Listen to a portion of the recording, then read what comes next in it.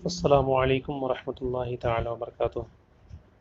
ناظرین، آج 11 اگست دن سنیچر، اور آج 1:34 پر سورج کو گہن لگنے والا ہے، اور اس حوالے سے ہم بات کریں گے کہ آخر سورج گہن کیا ہے۔ اس سے پہلے ہم نے چاند گہن پر ایک ویڈیو ڈالا تھا، اور جس میں آپ نے سورج گرہن سے متعلق بھی کچھ معلومات آپ کو حاصل ہوئی تھی۔ تو آج ہم بات کریں گے کہ سورج گرہن آخر ہے کیا۔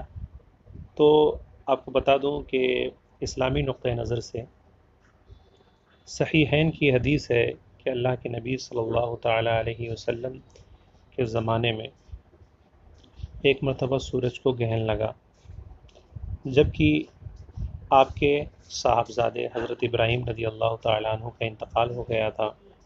تو لوگوں نے یہ کہا کہ حضرت ابراہیم کے حزن و ملال یعنی غم میں چاند یا سورج پر اس طرح کا گہن لگا ہے۔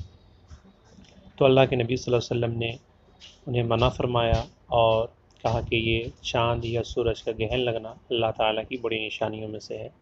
صحیحین میں ابو موسیٰ اشعری رضی اللہ تعالیٰ عنہ سے مروی ہے کہ حضور اقدس صلی اللہ تعالیٰ علیہ وسلم کے عہد کریم میں ایک مرتبہ آفتاب میں گہن لگا، مسجد میں تشریف لائے اور بہت طویل قیام و رکوع و سجود کے ساتھ نماز پڑھی۔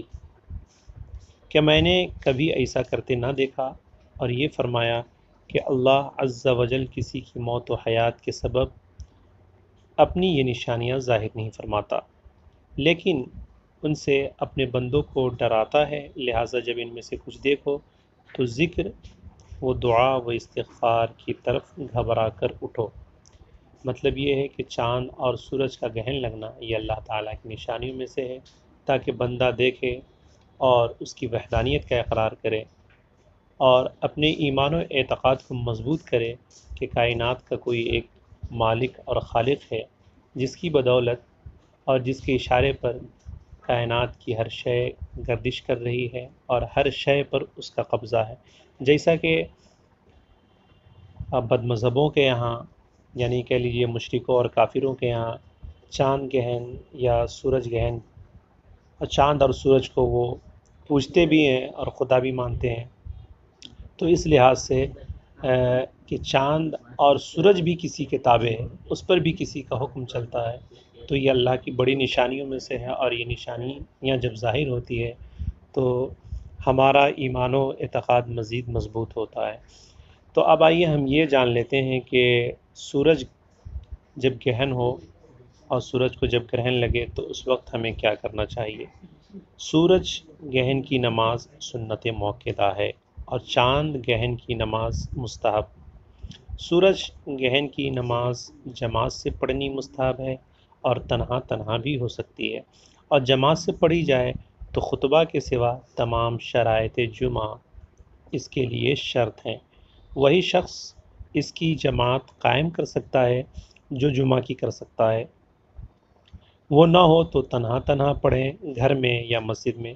مطلب یہ ہے کہ سورج گہن کی نماز سنت موقدہ ہے، اور اسے تنہا تنہا بھی ہم پڑھ سکتے ہیں، اور اگر ہم جماعت کے ساتھ پڑھیں تو ان کے لیے وہ تمام شرائط ہے جو جمعہ کی نماز کے لیے شرط ہے۔ گہن کی نماز اسی وقت پڑھیں جب آفتاب گہن لگ جائے، یعنی سورج کو گہن لگ جائے۔ گہن چھوٹنے کے بعد نہیں، گہن چھوٹنا شروع ہو گیا مگر ابھی باقی ہے، اس وقت بھی شروع کر سکتے ہیں، اور گہن کی حالت میں اس پر ابر آ جائے یعنی بادل لگ جائے جب بھی نماز پڑھیں۔ ایسے وقت گہن لگا کہ اس وقت نماز ممنوع ہے تو نماز نہ پڑھیں بلکہ دعا میں مشغول رہیں، اور اسی حالت میں ڈوب جائے تو دعا ختم کر دیں اور مغرب کی نماز پڑھیں۔ یہ نماز اور نوافل کی طرح 2 رکعت پڑھیں، یعنی ہر رکعت میں رکوع اور 2 سجدے کریں، اس میں اذان نہیں ہے۔ تو آپ یہ سمجھ گئے ہوں گے کہ اس نماز میں اذان نہیں ہے، نہ اقامت، نہ بلند آواز سے قرات، اور نماز کے بعد دعا کرے یہاں تک کہ آفتاب کھل جائے، یعنی سورج کا گہن جو ہے وہ ہٹ جائے۔ 2 رکعت سے زیادہ بھی پڑھ سکتے ہیں، خواہ 2 رکعت پر سلام پھیریں یا 4 پر۔ اگر لوگ جمع نہ ہو تو ان لفظوں سے پکاریں الصلاۃ جامعۃ۔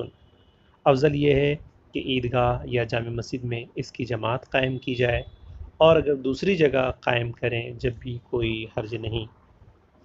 اگر یاد ہو سورہ بقرہ اور آل عمران کی مثل بڑی بڑی صورتیں پڑھیں اور رکوع و سجود بھی طول دیں ان کو، اور بعد نماز دعا میں مشغول رہیں یہاں تک کہ پورا آفتاب کھل جائے، اور یہ بھی جائز ہے کہ نماز میں تخفیف کریں اور دعا میں طول، خواہ امام قبلہ رخ ہو کر دعا کرے یا مقتدیوں کی طرف منہ کر کے کھڑے ہو کر دعا کرے، یہ بہتر ہے، اور سب مقتدی آمین کہے۔ اگر دعا کے وقت عصا یا کمان پر ٹیک لگا کر کھڑا ہو تو یہ بھی اچھا ہے، دعا کے لیے ممبر پر نہ جائے۔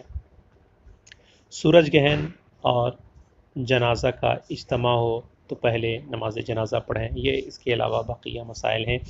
ایک اور چیز دیکھی جاتی ہے، تیسری چیز میں بتا دینا ضروری سمجھتا ہوں کہ جب چاند یا سورج کا گرہن لگتا ہے تو یہ کہا جاتا ہے کہ عورتیں گھر سے باہر نہ نکلیں، اور کئی جگہ تو عورتوں کے ہاتھ میں چاقو تھما دیا جاتا ہے گھر کے اندر، اور انہیں لیمبو کاٹنے کے لیے کہا جاتا ہے، اور اس طرح کی کئی غیر اسلامی اور جاہلانہ رسمیں ہمارے سماج میں پنپ رہی ہے، جس کا شریعت سے کوئی تعلق نہیں ہے۔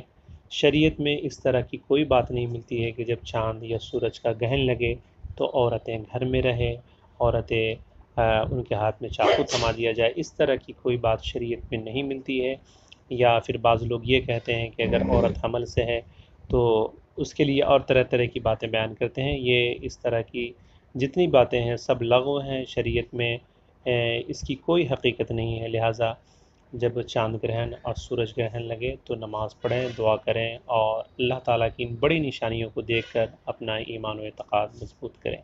تو سورج گرہن سے متعلق ایک چھوٹی سی جانکاری تھی، جو اگر آپ کو اچھی لگی ہو یا آپ کی معلومات میں اس سے کچھ اضافہ ہوا ہو تو آپ اس ویڈیو کو ضرور اپنے ساتھیوں کے ساتھ شیئر کریں، اور ساتھ ہی ہمارے چینل کو سبسکرائب کریں۔